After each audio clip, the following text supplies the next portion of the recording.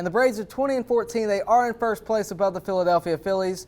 And that's not the biggest worry for Braves fans right now. The National League East is kind of an afterthought. The main problem, if you're a Braves fan, is what the roster is going to look like in the postseason. And yesterday, those concerns reached a season high. As you know, yesterday was the trade deadline. And I hear you, Braves country. You wanted something to happen yesterday. You wanted some starting pitching to come the Braves' way, and it did not happen. I understand your frustration. A lot of fans took to social media yesterday voicing their anger. I get it. I understand it. And it seemed like the Braves were in every conversation, so it kind of felt like you were being led on a little bit. But Clevenger happened. He goes to the Padres. Lance Lynn, right up until the end, doesn't get moved from Texas. And the Braves were in all those conversations, so it seemed. And they were in all those conversations, but nothing ever happened. So let's talk about some of the reasons why. Look at the Clevenger package, right? Clevenger goes to the Padres, and the Padres give up 6 players, including some notable prospects.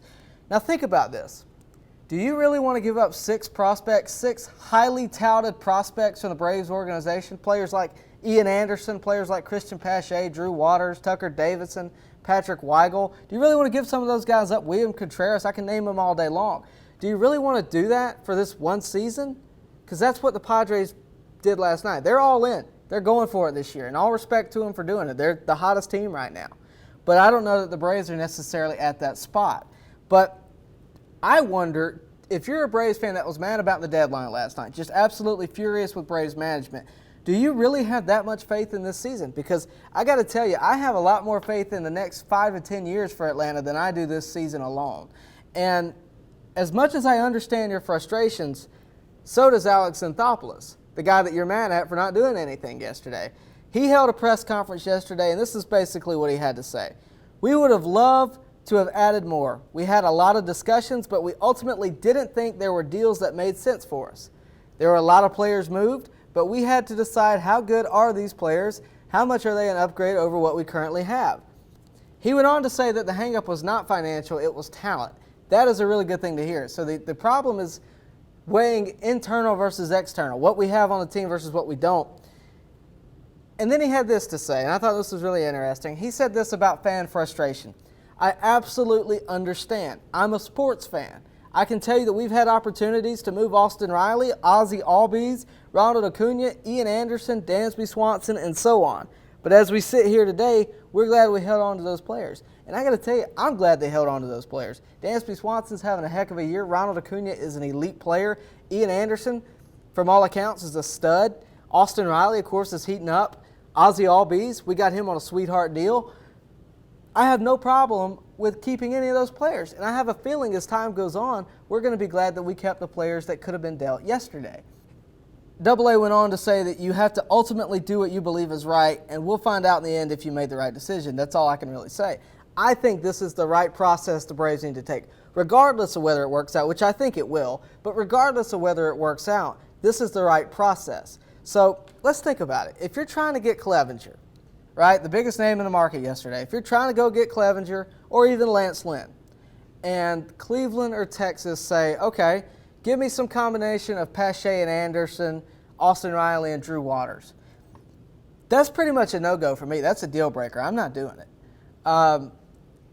Losing Ian Anderson himself is a deal breaker because if you want to go get if you need starting pitching, what is giving up your biggest starting pitching prospect going to do for you?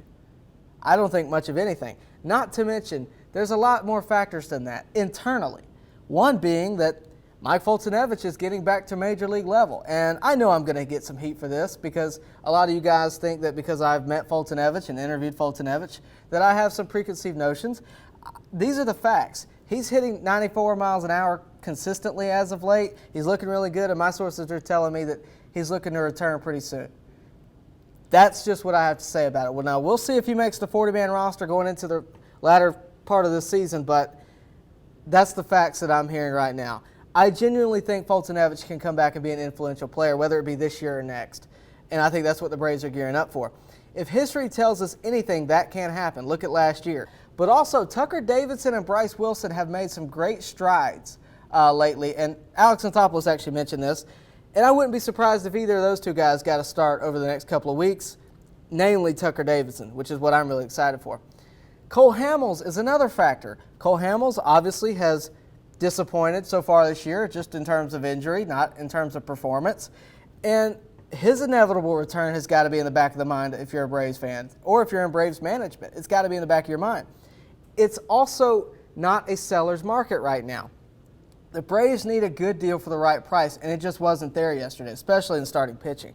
So you can be mad, you can take your frustrations to Twitter, but remember last year, we needed a bullpen, right? And that happened. We pretty much got a bullpen for practically nothing. If you remember, Shane Green, Mark Melancon, and Chris Martin. The only notable prospect that we gave up was Colby Allard. And Allard, by the way, a lot of people were upset when we gave him up, including myself. He's currently 0 for 3 with a 6.5 ERA. Now, who knows if he stays within the Braves organization, what happens? Who really knows what he's going to be in 2 to 3 years, right? But obviously we wish him the best. We hope it gets turned around. But that's the kind of deal we need. We got 3 studs in the bullpen for one notable prospect. That's not the kind of deal that was going to happen yesterday. But that's the type of deal we need. And it just wasn't there. So I don't know about you, but I'm going to trust the track record of Double-A. He's always made good deals for the Braves. He's never made any deal that made me scratch my head and say, what are you doing, like other teams have done over the past few years. Unfortunately, we couldn't make anything happen at the deadline. But with this crazy season, I don't want to commit everything into this season. I want to commit everything to the next 5 or 10 years. And I think that's what Braves management is doing. And I hope that, Braves fans will get along and get on the bandwagon with that. But I think long-term, really, this is the best decision for the Braves considering the circumstances of the season. So that's all I got for today. I appreciate you watching. As always, make sure to like this video, subscribe to this channel, and hit the bell for notifications so you can stay updated with everything going on in Braves country. And I'll see you next time on deck.